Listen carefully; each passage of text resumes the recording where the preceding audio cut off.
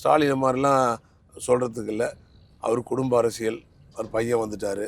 உங்களுக்கு தெரியும், எங்கள் எடப்பாடியார் வந்து ஒரு கிளை செயலாளர் வந்திருக்காரு, ஒன்றிய செயலாளர், மாவட்ட செயலாளர், சட்டமன்ற உறுப்பினர், நாடாளுமன்ற உறுப்பினர், அமைச்சர், அப்புறம் முதலமைச்சர், பொதுச் செயலாளர், இப்படி படிப்படியாக வந்து கிட்டத்தட்ட 73 இத்தனை ஆண்டு காலம் கழிச்சு தான் இப்போ வந்திருக்காரு.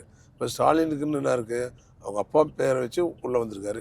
இப்போ உதயநிதிக்கு என்ன இருக்குது, ஸ்டாலின் பேரை வச்சு உள்ளே வந்திருக்காரு. உதயநிதி பையன் இன்பநிதி அவங்க பையனை வச்சு உள்ளே வருவார். இப்போ கனிமொழி யார், அவருடைய பொண்ணு. தயாநிதி மாறார். இப்படி தான் அவங்க ஈஸியாக உள்ளே வரக்கூடிய வாய்ப்பு இருக்குது. அதெல்லாம் அவர் உணர்றாரா இல்லையான்னு தெரியல. ஸோ அதான் அவர் வந்து தன்னையே தானே உயர்த்திக்கிருக்காரு. மக்கள் சரியான பாடம் போட்டுவாங்க அவருக்கு. அதில் வந்து மக்கள் என்று தயாராக இருக்காங்க.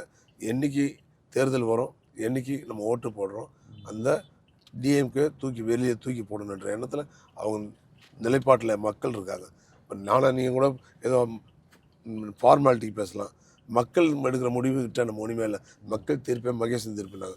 அதில் கண்டிப்பாக நல்ல தீர்ப்பு வழங்குவாங்க.